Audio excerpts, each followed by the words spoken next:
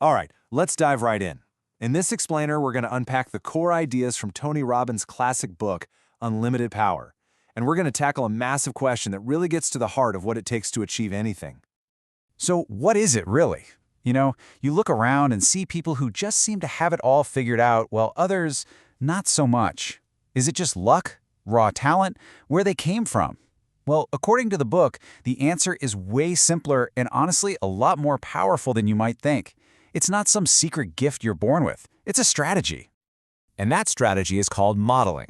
The whole idea here is that excellence doesn't happen by accident. People who are amazing at what they do, in any field, aren't just getting lucky. They're doing something specific over and over that gets them those incredible results.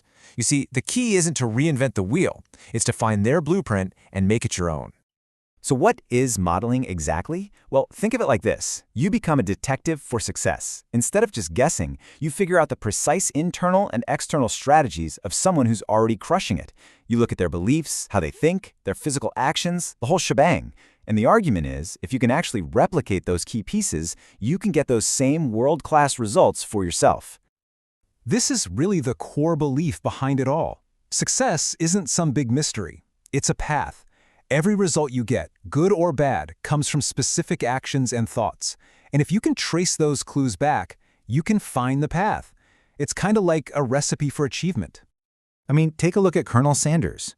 Here's a guy who was retired, basically broke. But he didn't just have a great recipe for chicken, he had a business model, a specific, repeatable process for selling it. And he just executed that model again and again and again. It proves that having the right formula and applying it consistently is the real secret ingredient. Okay, so this all sounds great, but how do you actually do it? How do you decode what's going on inside someone else's head? Well, that's where something called Neuro-Linguistic Programming, or NLP, comes in. Think of it as the how-to manual for modeling. It gives you the tools to understand how someone's brain, their neurology, and their language creates the results. It helps you map out not just what they do, but how they think, so you can install those same patterns for yourself. So the very first, and maybe the most important thing to get a handle on, is your own state. Your state of mind, your emotional state.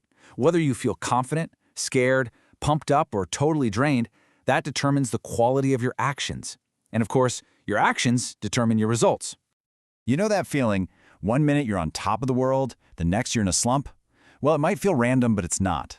Your state, at any given moment, is the direct result of two things that you, and only you, can control: what you're focusing on in your mind and how you're using your body. Let's break that down a bit. First up, you've got your internal representation. Basically, what's the movie playing in your head? Is it a highlight reel of your greatest hits, or are you just replaying all your mistakes? And then there's your physiology. How are you using your body? Are you slumped over, breathing shallow, or are you standing tall like you own the place? These two things are always feeding each other, and together they create the state you're in. And this is the game changer. Right here. You are in the driver's seat. If you're feeling unmotivated, you can literally change that in a second.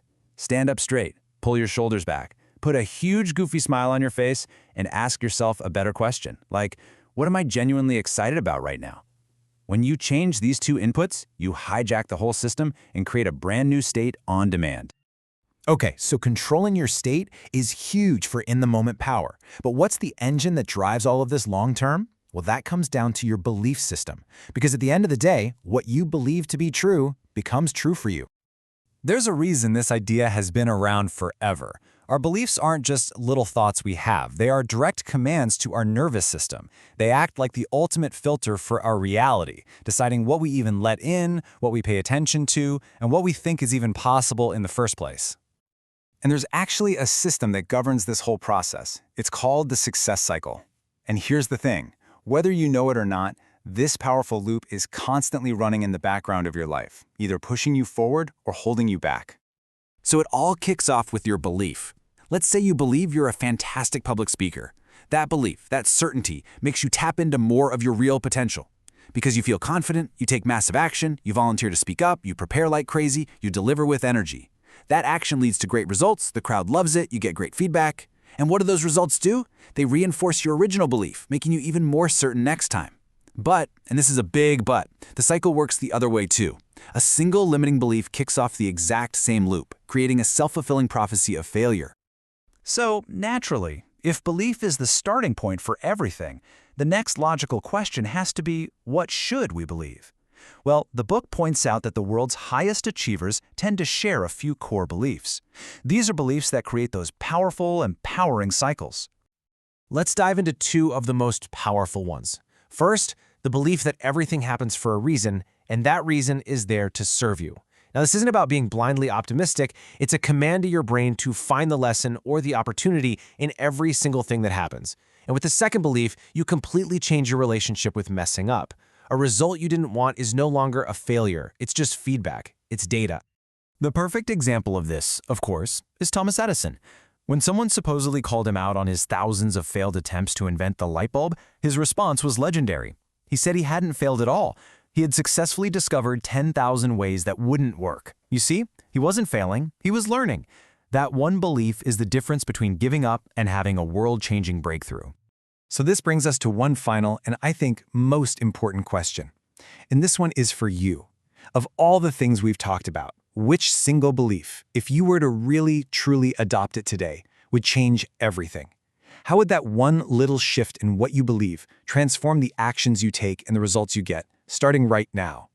Because answering that, that's where you start to unlock your own unlimited power.